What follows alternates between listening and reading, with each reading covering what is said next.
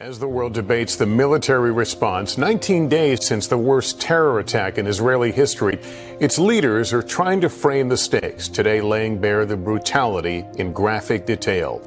Over the last week, we have witnessed a surge of solidarity encampments and protests at universities across the United States and beyond. In our area, more and more college students choosing sides now and making those decisions known. That was evident today at UC, where a pro-Palestine demonstration was held. The university acknowledges how challenging it has been since October 7th, saying it's a time of profound distress, even anguish. Dozens of students gathered in the heart of campus this afternoon, calling for an immediate ceasefire. When people are occupied! When people are occupied! Resistance is justified! When people are occupied!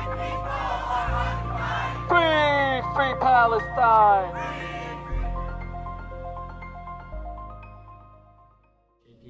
Here at the University of Cincinnati, I'm currently the president. I recently came to this role just this semester, so it's very new for me. And my role, in all honesty, is I don't have to do the hard work like the rest of our members and exec and committee members. I'm mostly a liaison between the student body that is pro-Palestinian and the administration, and I also represent the org to public bodies, right? Like, for example, in this case, having this documentary with you. So SJP is a student organization here at the University of Cincinnati, and greater transnationally and internationally at that. And our goal is to advocate for the people of Palestine, their right to return. And what that ends up being is our advocacy work comes down to like planning events to organize and to advocate them. That comes through advocate for them. That comes through protests. That comes through educational meetings.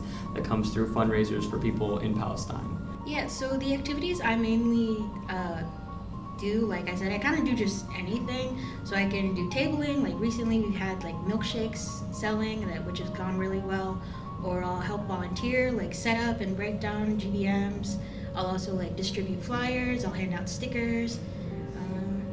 I'll also take part in protests as well.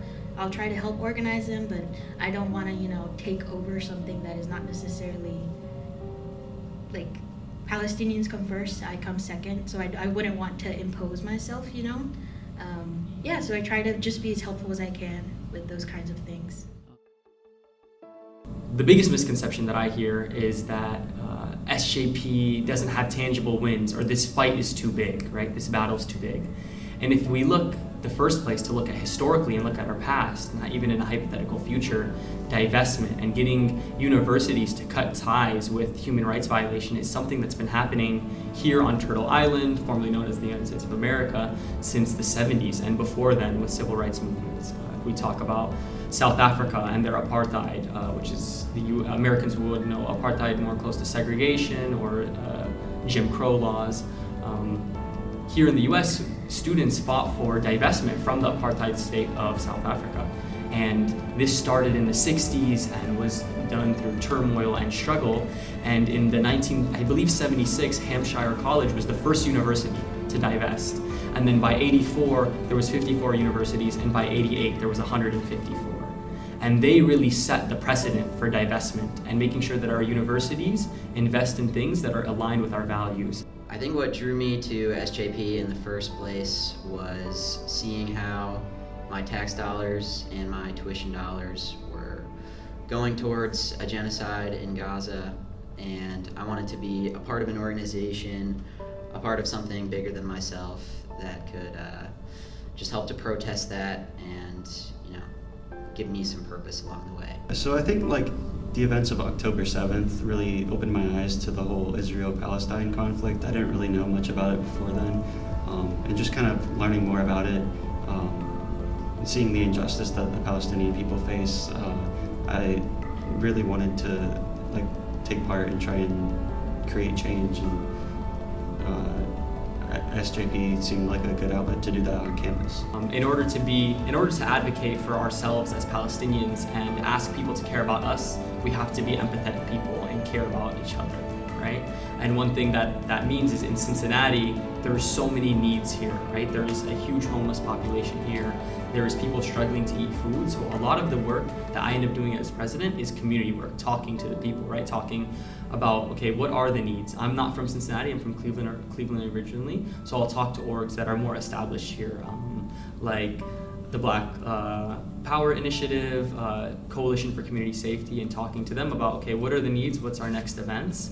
At least, as a Latino member of SJP, I would hope I get to reach other Latino or Latina members just on UC, which thankfully I think we've gotten through.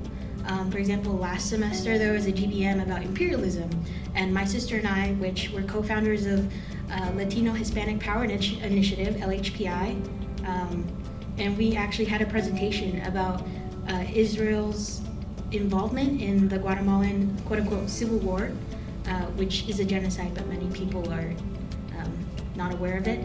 But yeah, I would hope people like Paola or just other people who didn't know, for example, about Israel's involvement in Latin America as a whole, in general, I would hope that, I bring awareness to it and also just help uplift other Palestinian Muslim students.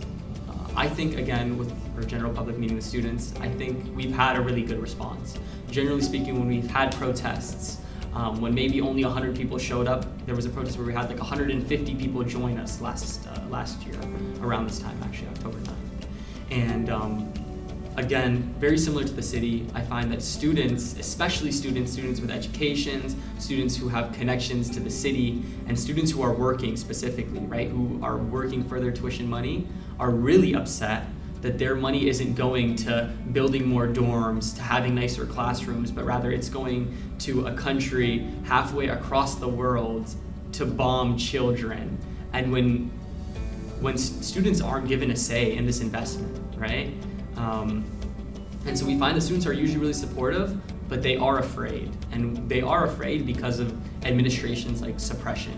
In a moment where we're seeing a rise of a lot of censorship, and also in a moment where we're seeing the genocide continue, that it's more important than ever before to get involved, to stay involved, and to do everything we can to advocate for free Palestine, advocate for a better world.